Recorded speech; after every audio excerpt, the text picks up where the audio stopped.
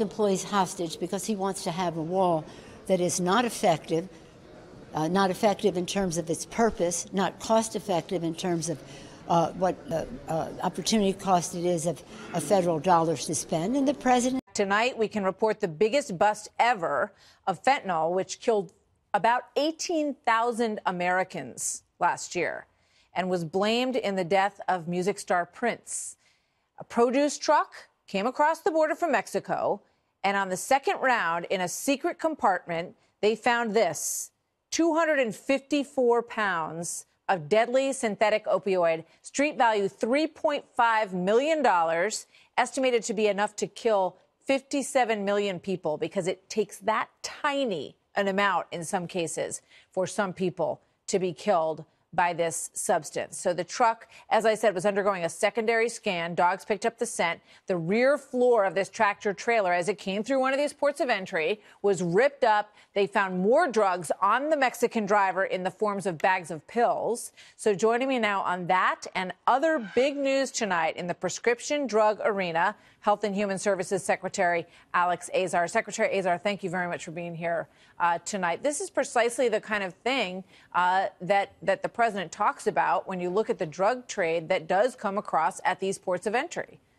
You bet, Martha, and I am very grateful to our colleagues in the Border Patrol for their efforts that led to this historic interdiction.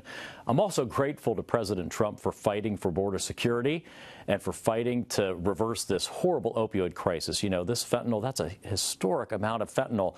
Think of how many Americans could be killed by that. Fentanyl's already killing so many Americans every single day as part of this opioid crisis. What do you say to those who, you know, we played a little bit of it in the intro, who say, you know, it's not a border wall that is needed. It's these drugs come through the port of entry, so that wouldn't have any impact on that. Well, drugs come through everywhere, just like people do. You need border security. You can't just declare that here's the one place to bring your illegal drugs across. We need border security, and that's what President Trump is fighting for. All right. A wall is an immorality. The word epidemic gets used a lot these days, but it may be the case that that word is not strong enough to describe this country's recent surge in opioid addiction. Tonight, we here at Nightline team up with more than 50 of our affiliates across the country to show just 1 week in the life of America's worst drug crisis ever. Here's ABC's senior justice correspondent, Pierre Thomas. There's a true epidemic sweeping America, striking without warning. On a public bus outside of Philadelphia, on a street in Detroit. They got needles on their legs. Come on. Opioids pushing thousands of Americans to the brink of death, playing out on social media. People having to be revived, even by their own children.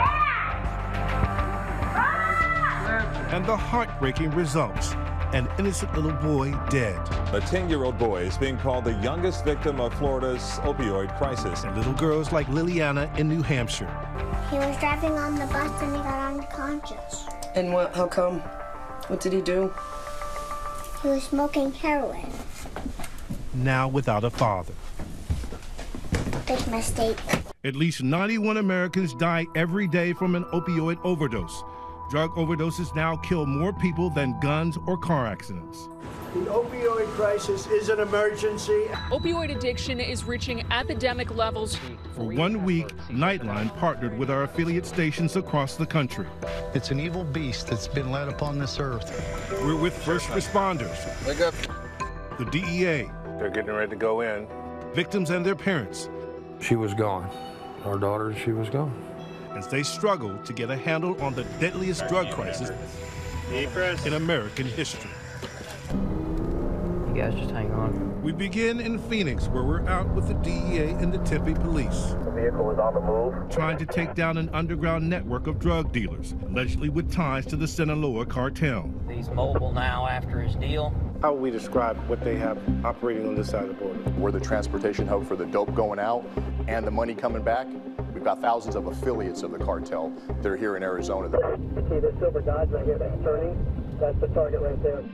And according to the DEA, the cartels now sell their product in almost every state. Authorities say the crisis is worsening because Americans continue to overuse painkillers, and illicit suppliers in Mexico and China have boosted their production of heroin and fentanyl, a powerful synthetic opioid which is 50 times more potent than heroin. Just a small amount can kill you.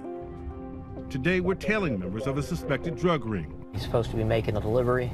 We've been following them for most of the afternoon. Going to make a delivery right now. All right, copy. Waiting for the right time to strike. Got him. Agents quickly apprehend one of the suspects, Sylvester Felix Beltran. A wall is an immorality.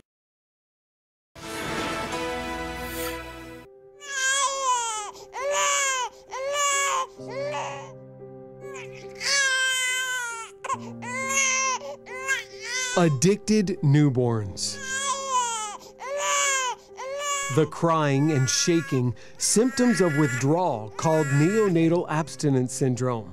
All of this footage is of babies in a neonatal intensive care unit, or NICU, in another part of the country. But the medical director of Lee Health's NICU tells me it's just as bad in Southwest Florida. We've seen about a 1,200% increase in our admissions for neonatal abstinence syndrome. A syndrome forcing doctors to make a difficult choice until babies can be safely weaned. We'll have to treat them generally with morphine. The crisis haunts NICU social workers like Carolina Ferrer, who see the suffering day after day. It's an agony. It is a pain if you were to ever go into the NICU and hear them when they're withdrawing. It is heartbreaking. Heartbreaking and expensive. With an increasing number of Southwest Florida parents addicted to drugs, more of your tax dollars, which fund the Florida Department of Children and Families, or DCF, are needed in places like Lee County. Between January and March of this year, 30% of our population in the NICU had DCF involvement. That's a very high number. The executive director of Hazelden in Naples tells me many of those kids are now being raised by relatives. Part of our population in Lee and Collier County are people who thought they were coming down here to retire, and they're taking care of their grandkids. So many children are now in need of care. The Children's Network of Southwest Florida, which is in charge of finding them safe homes, is asking for help now more than ever. We need foster homes desperately because of the sheer numbers of kids coming into care every day because of this crisis that's happening. A crisis complicated by many babies' inability to do the basics,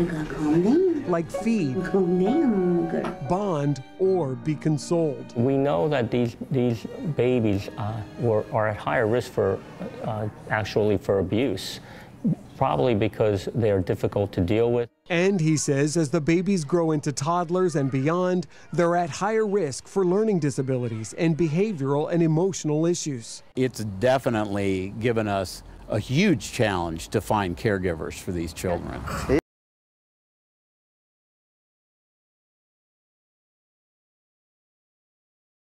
What opportunity?